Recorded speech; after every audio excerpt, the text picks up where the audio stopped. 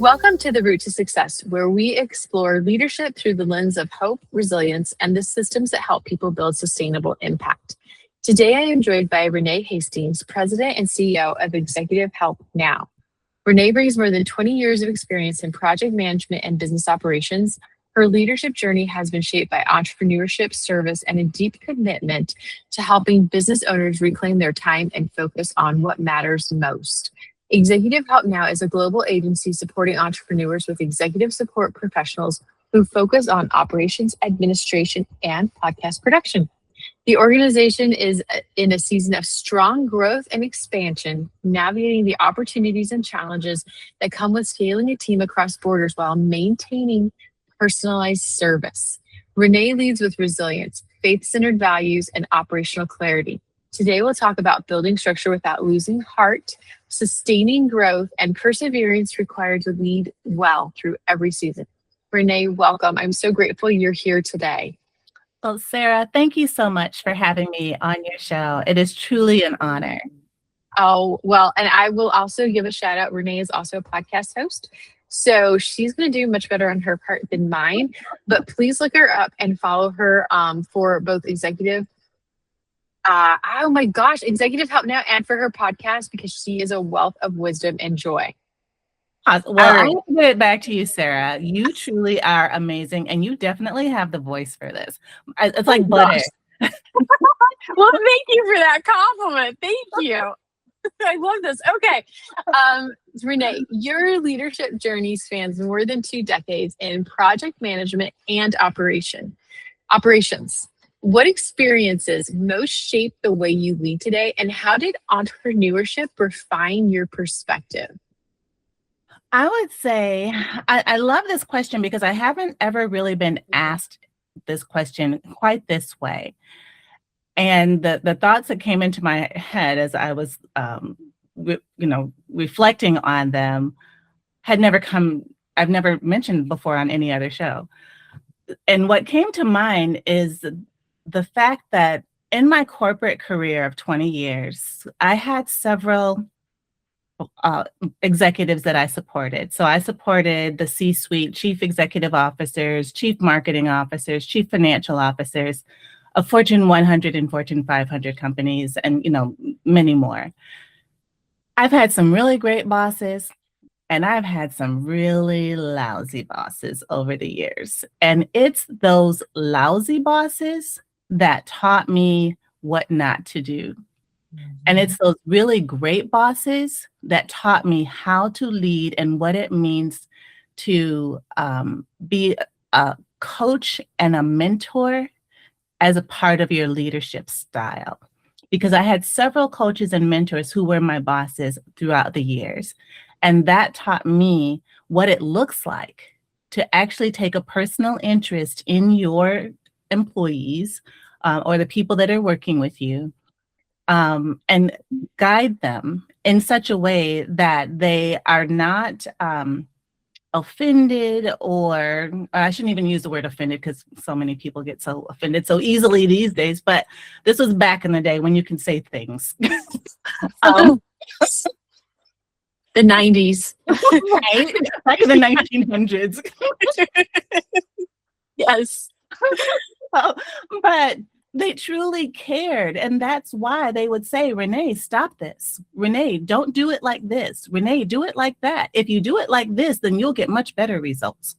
Things like that. And I had tough skin, thick skin. I'd been through a lot in my life. So it took a lot to hurt my feelings.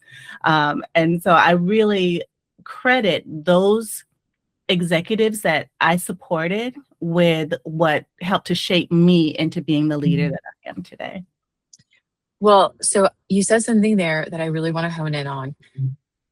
The bad leaders taught you what not to do. And what I always tell people, and I truly believe this in my heart, and this is where I start from personally, when you know what not to do, that is so much more powerful than knowing what to do.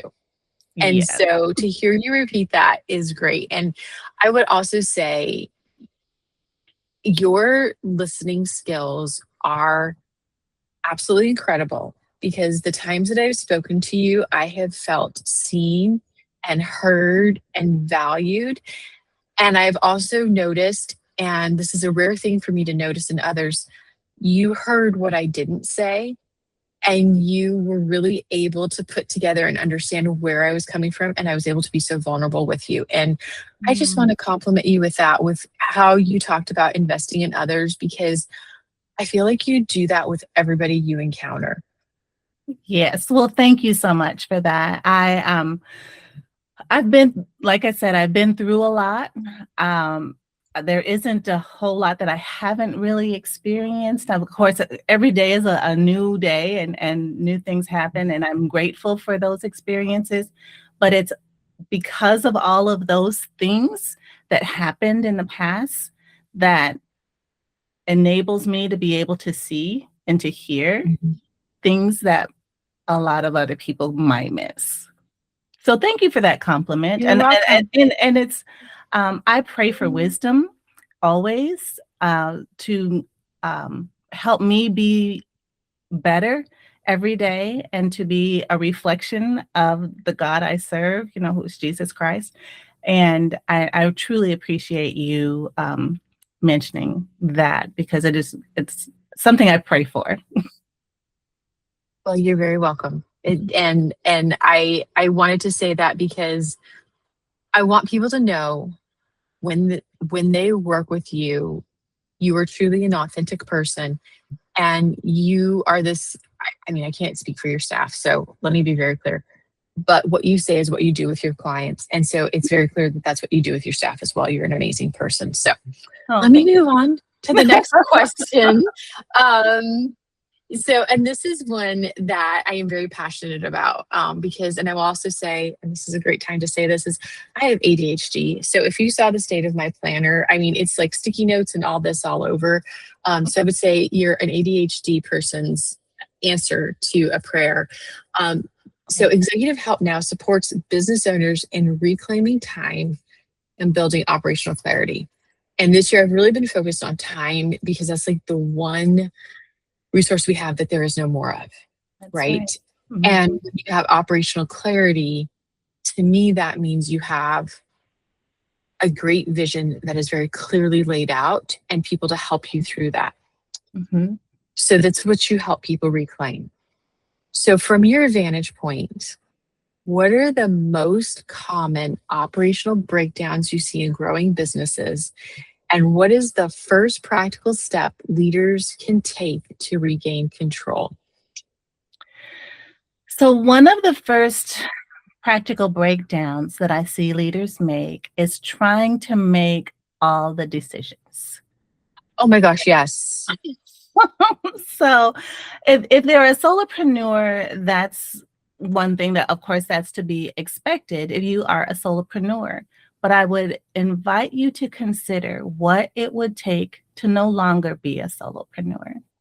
Because it's when you build a team and you have someone that you can delegate things to that you're able to scale your business and shore up operations so that you can grow to that next level. It's when you're holding on to everything and you're wearing all the hats. You're the accountant, you're the marketing person, you're the website upkeeper, you're the business development guy. You're all of the people. You're everything. Any $10 decision needs your approval. You're the CEO and founder of your business. $10 decisions need to roll to somebody else. I'm just saying. So that Yes, is, yes, yes.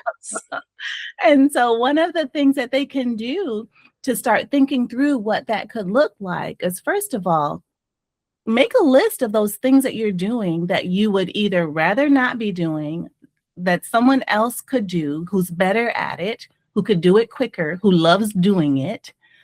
Make a list of those things that you absolutely hate, but do still need to get done. They still are very valuable and important part of your business, but you don't have to be the ones. If there's not some law or mandate that says you have to make this decision, that's usually qualifies as something that can be delegated. Agreed. Agreed. And I will say, Yes. And let me say this. Let me add this if you don't mind, Renee. Mm-hmm. Don't feel like you need to be organized when you come speak to Renee. That's right. What I mean by that is you can be a hot mess. You can have 15 to-do lists. And don't be afraid to show the real you because one, she's kind. Two, she's non-judgmental. Three, I'm just going to assume that maybe you've been there and that's why you're so understanding with the rest of us. But she will put a team together. And I know I am in the process of gearing up to call her. Um, Oh, Renee, if I could just tell you what I've been doing off screen, working so hard to get to you because she's my light at the end of the tunnel. That's what I want you to think of is light at the end of the tunnel, person who allows you to take your weekends back. But what I wanted to stress in my rambling is please don't wait until you're organized to have that conversation. Come messy because she Right. can take a mess and turn it into something beautiful. Absolutely. Oh, thank you so much for that, Sarah. That is a Oh, really, really great point. And we do that for so many of our founders. Just kind of, we meet them where they are, no yes, matter where they are. And if they will allow us the time and opportunity and permission to look behind the curtain to see what's there, that takes some courage. I will preface that will take some courage. So, but when you work through it and you allow yourself to be served in this way, you won't regret it. And you'll start to see that there is more to life than work. There's so much out there that you can be enjoying and doing, even if it's just, and I don't say just lightly, but casting vision, looking at your future to see what your future could look like and seeing that it could actually be a reality now that you've got capacity to think about the future and you're not so busy putting out fires from yesterday. exactly, exactly. And I can tell you, I'm speaking from where I am right now. That's what you need is that clarity to get that vision. Yeah. Or in my case, take the dog walks without having business meetings while you walk the dogs. That's the Right. important thing. Um, let's talk about growth and expansion. And I think this is where a lot of leaders and businesses might lose momentum or lose their authenticity and what makes them truly themselves. You're in that stage. What systems or leadership practices have helped you scale while maintaining team alignment across a global workforce? One of the things that has helped us scale is creating repeatable processes and systems. Repeatable processes and systems. And then making sure that the people that we bring into our team are aligned with our values. That to me is more important than finding somebody with the highest education level, they are highest skill level, the most credible clients or whatever it looks like. If they don't share our values, they are not a good fit for us. And so we don't just take any warm body to become a member of our team. We have a curated team of folks who share our servant heart mentality and come willing and wanting to see you thrive and succeed. So I would say that as people are thinking about what it takes to be successful and what needs to be put in place and what helped us, I'll put it that way, what helped us scale to that next level is creating the systems and processes and making sure that the people that we brought in were aligned with our value system. And instead of just hiring who seem to be the most qualified, even though our teams are like pretty much drug through the ringer to get to be a part of our team. If they make it, then you're getting a good team member. And I think, Renee, what you said is an absolute golden nugget of wisdom. Hire for values. Values can't be taught. Character can't be taught. Skills can be taught. Education can be taught. Mm-hmm. And so I love what you're saying because it sounds like you're looking at the person as a whole, not the resume. And in today's world, you've got to hire for the things that matter. And for me in my business, for Renee and her business, that's value, that's character. The rest we'll teach you. That's right. Absolutely. 100%. Because if a person comes in and their mindset is different from what you need for your team, Mhm. and their mindset could impact the rest of the team, and then everything you've worked so hard to build could just come crumbling down because of one person's mindset that is not aligned with the values of your company. Because, so I won't harp on that. I've just seen it happen so Me many too. Me too. And Yes. we're like, why is that person even here? They don't even match us. So, do you know what I mean? And so, and typically that happened in my corporate life. That has, and I did see it once or twice on our team, and they are quickly no longer a part of our team. So once that became apparent that what they presented on their resume, which usually is generated by AI anyway. So when they actually put the rubber to the road and where the rubber meets the road and they have to actually demonstrate these things that's on this resume, then you'll know for sure. But if you don't take the time to actually do those skills assessments or those values assessments or those presentation skills and things like that, and ask them the real questions that only a person who really does this knows the answers to, then you could find yourself making a wrong hire, which can set you back because then you have to start over again with the hiring process and then training and all of the things. And you don't want that. So get it right the first time. Don't be in such a hurry to just hire a person because you're overwhelmed. Make sure you hire the right person. Exactly. Exactly. So this next question is a personal pain point, and you're going to love it. It's about delegating effectively. And it's a true struggle. From your experience, what prevents business owners from delegating well, and what framework do you recommend for building trust and clarity within a remote team? So, in my experience, I've learned that there are several things that keep founders from delegating effectively. Most of it is rooted in fear. Mhm. There's a fear of letting go. There's a fear of of loss of control. There's perfectionism that tends to sometimes get in the way. Sometimes people might think, oh, well, I can just do it quicker myself. And all of these things are rooted in fear. If you Mhm. get to the bottom of it, it's truly just fear. And when someone recognizes that they have this, and I say this because it happened to me. I discovered this my own self as I was going through this process of learning to delegate. And it happened when I hired my first assistant. So when I started the business, it was just myself as a side hustle to my corporate day job.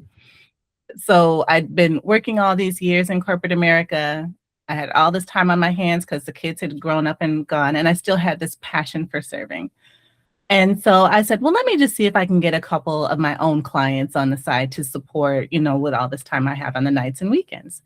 And as I was doing this, I discovered how much I just truly have this passion for serving executives, and I truly loved it.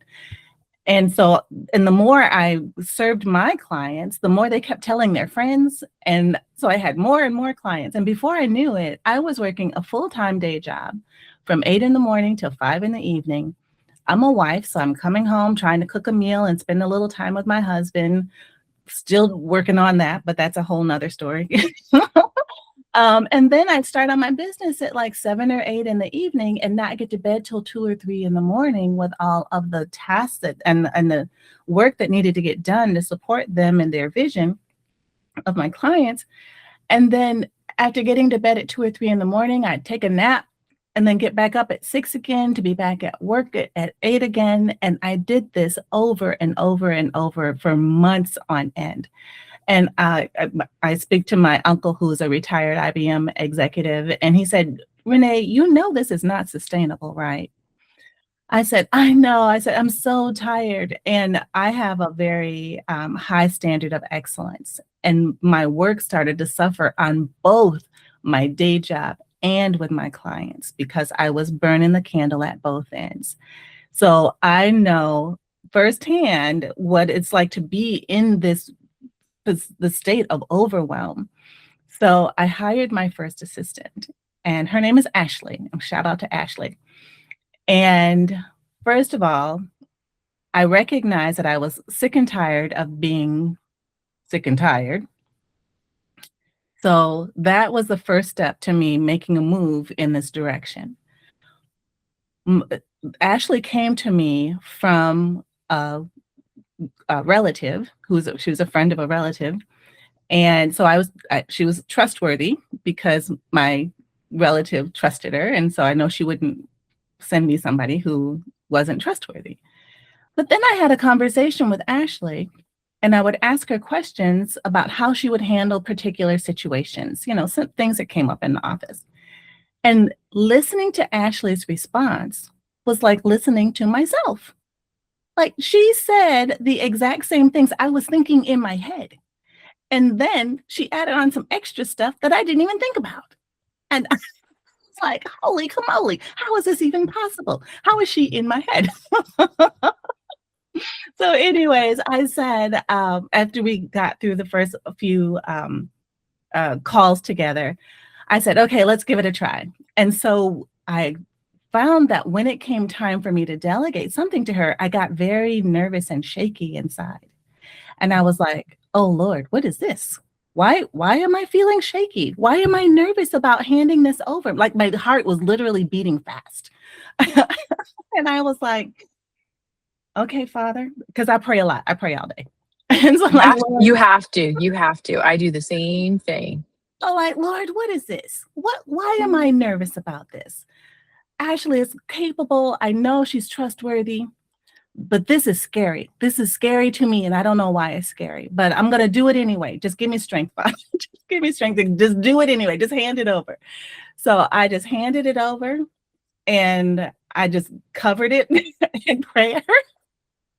And I said, okay, Father, let her work her magic, do her thing, and let this work out and calm my spirit. Lord, just calm my spirit, because I know that this is what I'm supposed to be doing. So long story short, Ashley is now our business operations manager, and she oversees a team of success coaches. And those success coaches oversee a team of about 30 assistants that we now have on our team. All rock stars, all with servant heart mentality, all highly skilled US-based assistants that are here for your success and want to see you thrive and want to play a part in this journey that you are setting the course for your life. I love what you just said. They want to play a part in your journey. I think that's exactly what you need to look for in anybody who's coming into your business, is who wants to walk alongside you on that journey. Yeah. I love it.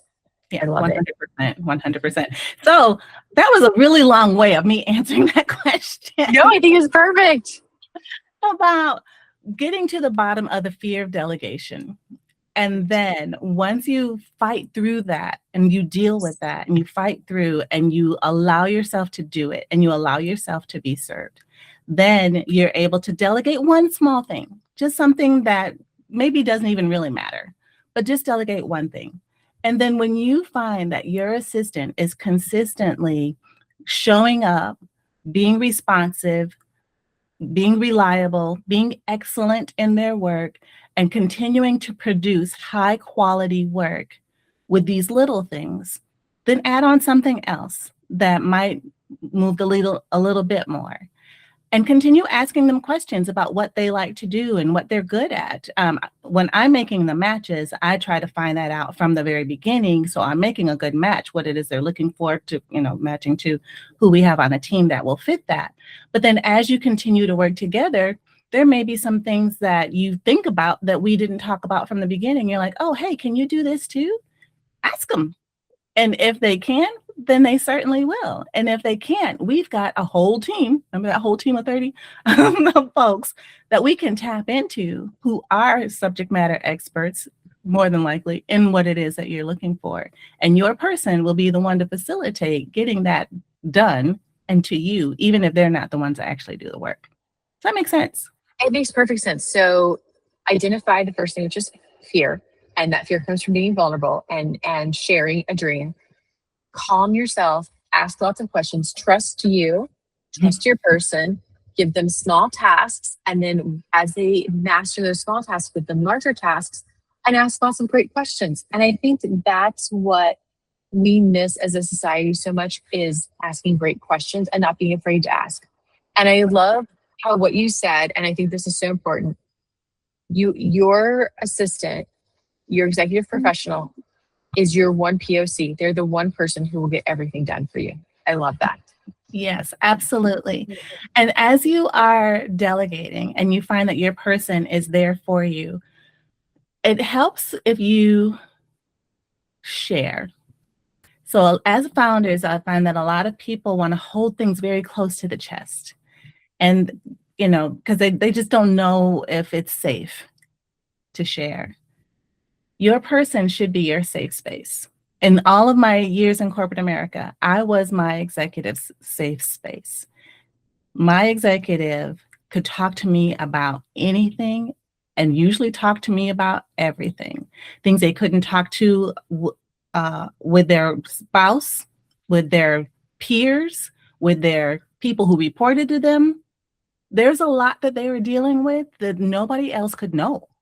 Because if anyone else knew, then maybe they might lose confidence, right? But if you're their right hand, they know that they can trust you with their everything. And that was one of the things I loved and valued the most about this relationship that we had and this role that I played in this person's life throughout all of my years in corporate, and especially now with our current clients and how we serve them, that they trust us with this space.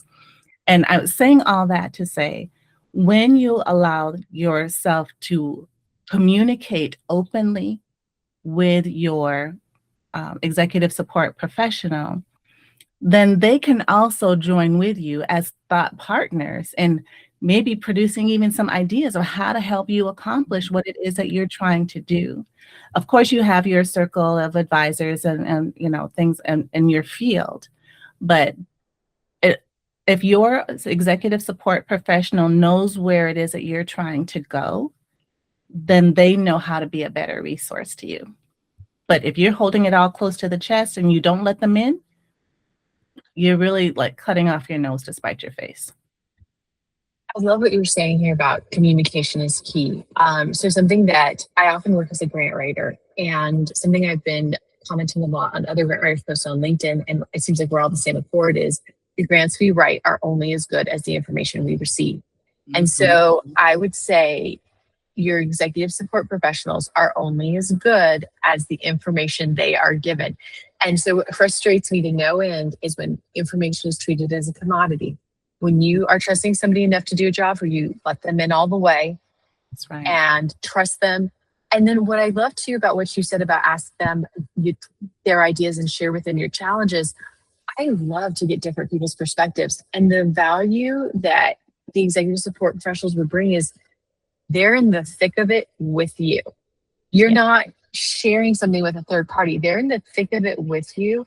So they're going to have sometimes better, clearer solutions than you, but they know what the true problem is.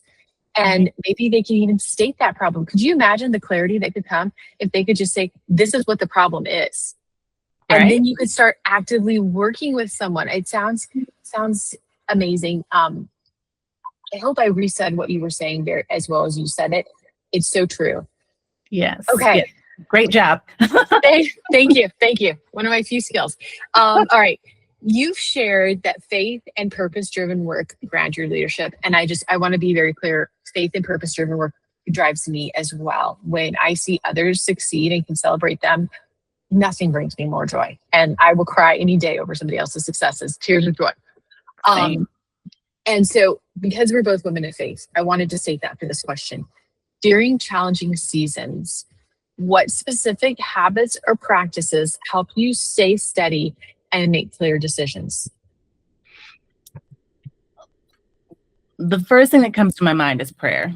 Mhm. I pray all day. I'm sure God gets tired of hearing from me. Oh, no, no. That's the wonderful thing about God is Like, he never gets tired. literally, I'm like, "Okay, Lord, now what? Okay, this is where we're at today. This is where we're at right now. What do I do? What's next? Okay, I did that. Okay, what's next? Okay, I did that. Okay, what's next?"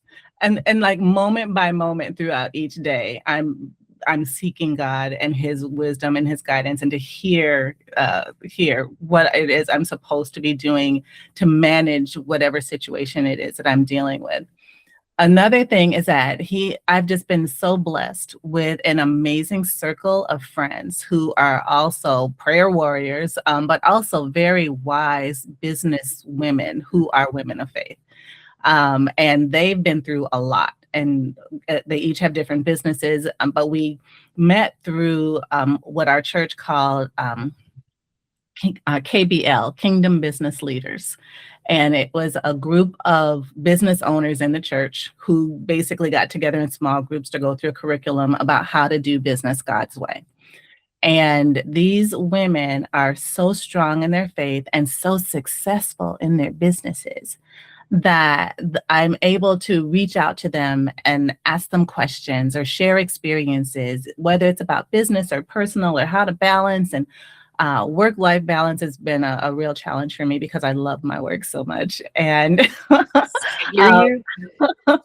so, and we don't have little kids, and so it's just me and my Right. husband. I And have a 22-year-old and it's just me. So I get it. I hear you. yeah, yeah. And so, but they are so wise. And so I'm very grateful to not only the power of prayer, but the power of community Mhm. to help me through those challenging times.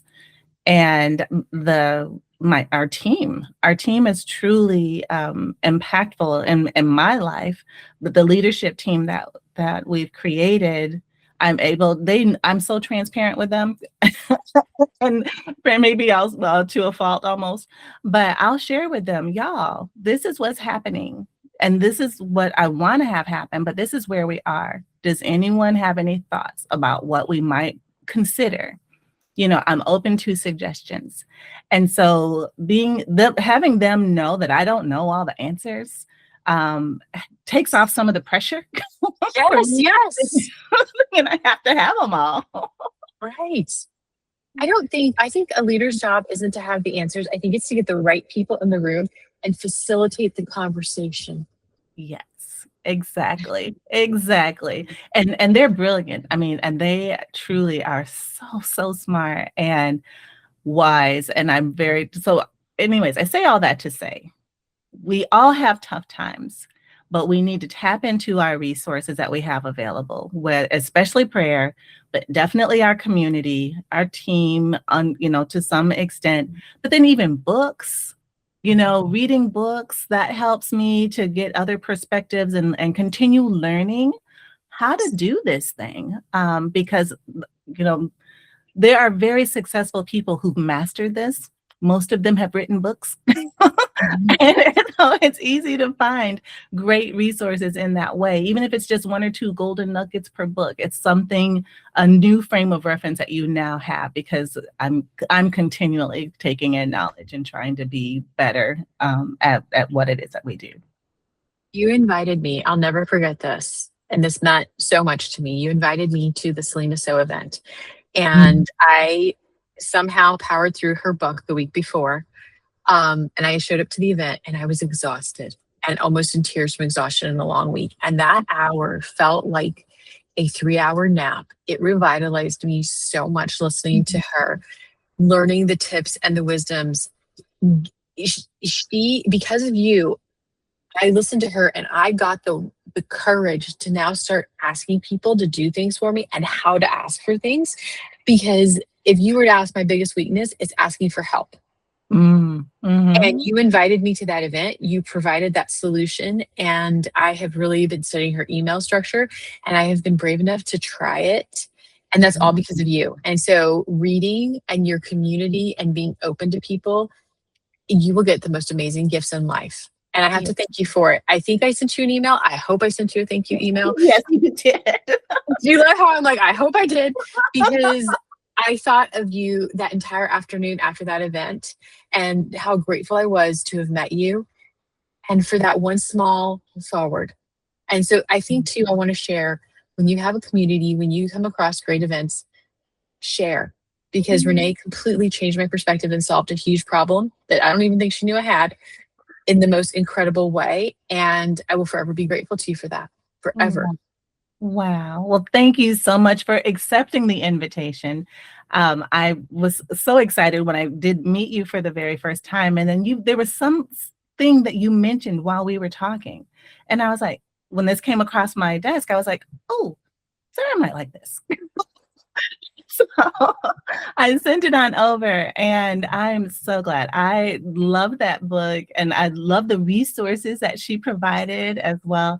And I'm so glad that you were able to join. And I'm so glad that it was so impactful for you. And when I got your email afterwards, you could not stop my cheeks from going. I mean, I was smiling from ear to ear. I could not stop it, could not help it. It just filled my heart and my soul so full with just joy to be a part of being able to share that with you. And that's because we are part of each other's community. And so I hope one day I can share a good book with you.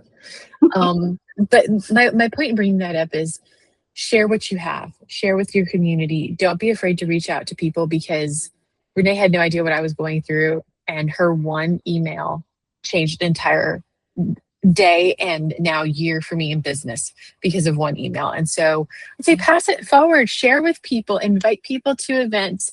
Don't be afraid to share books or, sayings that you have, because that's what I've learned from Renee is I guess, overcoming fear. I guess that's how I would sum up my relationship with you today, is overcoming fear. And that's huge. So thank you, because I have a trust issue because of my past.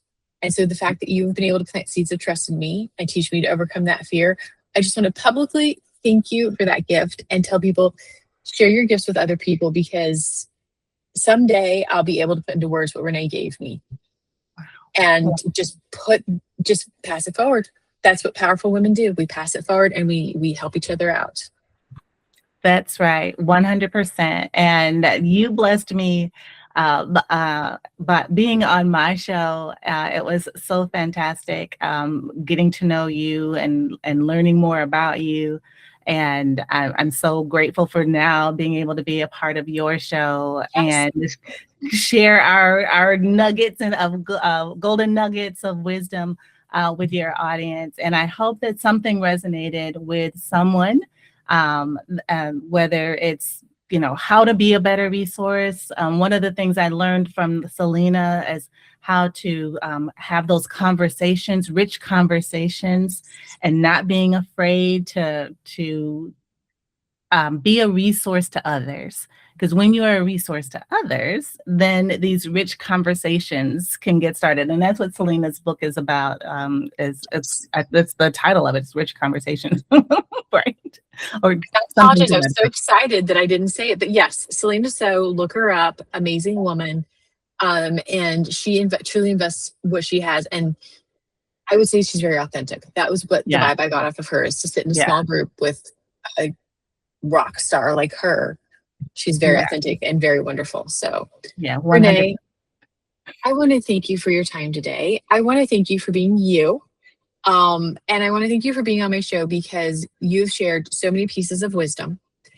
And I want to thank you for all of that. And I want to say, if you are looking for support, I don't ever say this, but I fully endorse Renee's services. And I ask you to please reach out to her, to the point that she's mad at me for saying that, because she's too much business. That is my goal.